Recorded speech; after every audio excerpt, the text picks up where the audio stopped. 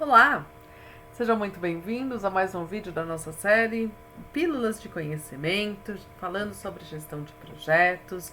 Hoje dando continuidade aí aos nossos bons temas aí que são pedidos, muito pedidos para a gente estar trabalhando, mostrando conteúdo, ajudando, mostrando métodos de trabalho. E hoje a gente continua com orçamento. Só por isso já vale você deixar o seu like para nós. Orçamento, conceitualmente falando, ele é a somatória da linha de base dos custos com a reserva de gerenciamento. Ops, peraí, o que é tudo isso? Vamos lá, vamos entender um pouquinho tudo isso aqui. Linha de base de custos é a somatória das estimativas do custo dos pacotes de trabalho. E esses pacotes de trabalho, como vocês sabem, porque eu tenho certeza que vocês já assistiram, #9, Desvendando a EAP, Estrutura Analítica do Projeto. Se não, vai lá, dá uma corridinha lá, assiste, para você entender o que é o pacote de trabalho, o que e como é que a gente faz essa decomposição do escopo de projeto. Esses pacotes de trabalho são somados à reserva de contingência. A reserva de contingência é um valor que a gente vai estar colocando junto, tá? Para fazer o quê? Qual é a função disso, né? Mas por que eu vou colocar um valor a mais, né? Se eu já tenho o custo das minhas atividades todas orçadas, tudo certinho. Porque eu preciso também colocar o meu risco. Nós temos a gestão de risco. Na gestão de riscos, a gente tem os riscos identificados, os riscos conhecidos. São esses riscos conhecidos que a gente trata nesse momento, com a reserva de contingência. Então, se eu estou importando um material e eu sei que, né, esse material está vindo lá do outro lado do Atlântico e que eu posso sofrer atrasos em consequência de burocracia, de alfândega, paralisações e tudo mais, o que eu faço? Isso é um risco conhecido. Então eu vou já colocar esse risco no meu orçamento, tá? Por isso também que essa reserva de contingência é chamada de reservas de cronograma. Junto disso, dessa soma, eu vou fazer a reserva de gerenciamento. Oh, mas mais uma reserva? Como assim? Que loucura é essa? Não.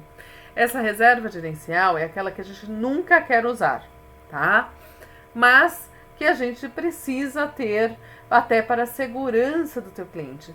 Quando você está fazendo planejamento financeiro da obra com o seu cliente, é importante que ele tenha essa folga, esse respiro, para que também não seja pego de surpresas. Então, o que acontece? A reserva de gerenciamento são para os riscos não identificados, não conhecidos. São aqueles imprevistos, aquelas situações que acontecem no meio do caminho, que modificam o seu escopo e que vão aí, né, afetar o projeto como um todo. Por isso que a gente reza muito para que nunca a gente precise usar a reserva de gerenciamento. Mas vamos olhar isso no gráfico que eu acho que vai ficar muito mais fácil. Valores cumulativos, eixo Y, tempo, eixo X. Minha linha de base dos custos, bem bonitinha. Ela tem esse formato mesmo em S, certinho, suave, tá? E aqui o meu fluxo de caixa esperado. Ah, mas por que o fluxo de caixa esperado está tão diferente da linha de base? Justamente porque o orçamento no término, que é o valor previsto para gastar no projeto, nos pacotes de trabalho, é ele que a gente quer buscar. É esse valor que é o nosso ideal.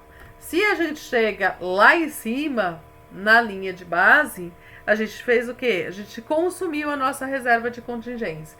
Então, o que isso quer dizer? Isso quer dizer que aqueles riscos conhecidos e que a gente assumiu, eles realmente ocasionaram, eles aconteceram, eles se concretizaram e eu tive aí que ter, né, as minhas respostas, a implementação das minhas respostas a esses riscos que me geram o consumo da reserva de contingência.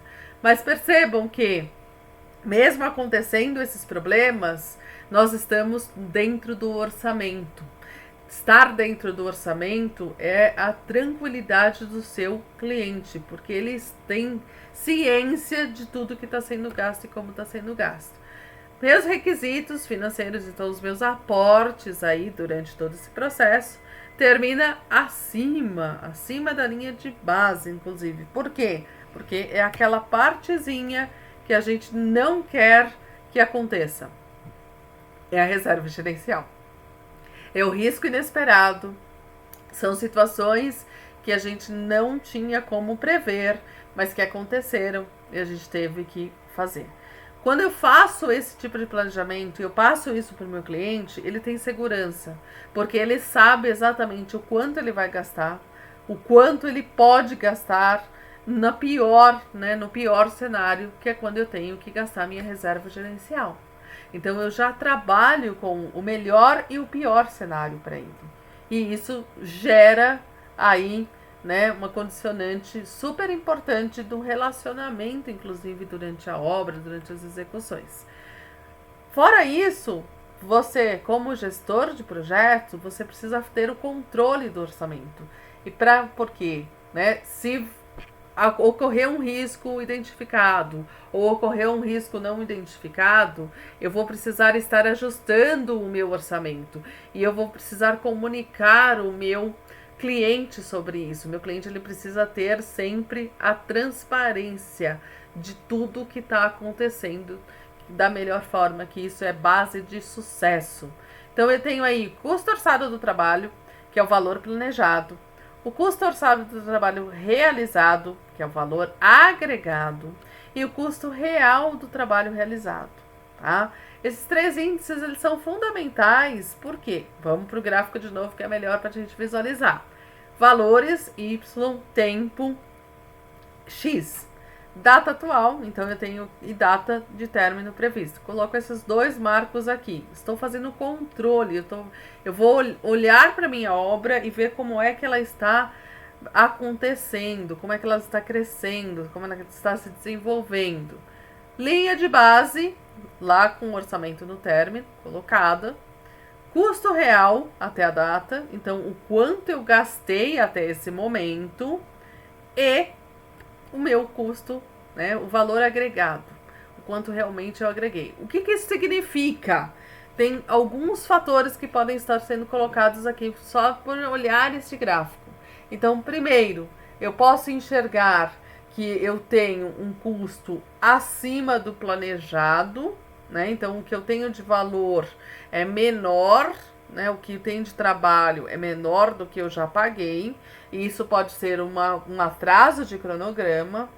Ou eu posso ter tido aí algum problema de reajustes tempestuosos, de repente deu uma virada, eu estou trabalhando com materiais que são cotados em dólar, o dólar foi para as alturas e isso me deu um desequilíbrio muito grande. Então, são fatores que podem ser colocados e você vai analisar o que aconteceu. Se foi uma relação de risco, se foi uma relação de atraso de cronograma, mas isso te dá uma variação. A variação de custo, né, que é o valor agregado menos o custo real. Então, eu já mostro para o meu cliente que eu tenho uma variação. E aí, se eu tenho essa variação, eu preciso identificar onde está o problema. Por quê? Porque eu posso estar consumindo a minha reserva de contingência. E eu ainda estou na metade da minha obra. Então, se eu não colocar essa obra no eixo, se eu não trabalhar de forma a ajustar o cronograma, o orçamento e vice-versa, eu posso não chegar no final da obra ou o meu orçamento no término ser muito acima do que eu poderia prever. E isso o cliente vai ter que pagar um preço que muitas vezes pode não ter esse dinheiro para pagar, tá? A estimativa no término. Então, a partir do momento que eu tive essa variação, eu vou ter que fazer uma nova estimativa no término. Eu tenho um primeiro cálculo que eu faço, que eu estou trabalhando o custo real mais, né, o orçamento no término menos o valor agregado. Só que isso acontece quando eu fui lá e identifiquei que é um fator que não vai se repetir. Então foi um atraso de um serviço determinado de cronograma por problemas climáticos. Ok, então ele não vai se repetir. Parou aí, eu faço essa nova estimativa, passo para o meu cliente, ele se organiza com esse valor. Eu tenho, só que isso pode ser, né? Eu posso ter uma estimativa no término com uma variação propagada, como é o caso, por exemplo, o exemplo que eu dei do valor do dólar, que aí eu não tenho como controlar, eu tenho os índices econômicos que vão me dizer que isso pode acontecer de novo. Então eu vou ter um outro cálculo, que é estimativa no término, tá igual um orçamento no término sob IDC. Ops, que é o IDC? Vamos lá. Índice de performance de custo com relação ao planejado, tá? Como é que eu calculo isso? Valor agregado dividido pelo custo real. Por quê? Porque eu vou precisar encontrar um fator, tá? Que vai ser essa propagação. Então, ele é um pouco mais complicado, mas ele também vai te responder, ele vai responder ao seu cliente para ele ajustar os seus aportes aí financeiros. A variação no término é o mais fácil, né? Então, é a minha diferença, o orçamento no término planejado, menos a minha estimativa no término, tá? E aí eu tenho essa variação, e essa variação também eu posso estar passando para o meu cliente. Isso dá muita segurança, segurança para ambos os lados, para você que está gerenciando, que se você tem esses índices todos colocados, se você tem esses gráficos trabalhados, você está enxergando globalmente a tua obra, então você tem uma razão de sucesso de 100% praticamente, e você dá segurança para o teu cliente, porque ele está entendendo e ele sabe o que está acontecendo e ele sabe onde ele vai chegar, como é que ele vai chegar, que é o principal. Espero que tenham gostado. Deixe seu like, compartilhe, se inscreva aí no canal, ativa o sininho. Quer ser um especialista em gestão de projetos, quer conhecer mais todas essas técnicas, todos esses métodos, entra no nosso site www.pensaer.com.br, se inscreva em nossos cursos que são ao vivo, remoto, então você pode assistir de onde você estiver, tem toda a flexibilidade geográfica, as aulas você tem interação 100% com os professores qualificados, certificados, muito legal, e você ainda vai fazer um belo de um network, não dá para ficar fora dessa. Então passa lá no nosso site e se inscreva, e não deixe também de nos seguir nas redes sociais, e até o próximo vídeo.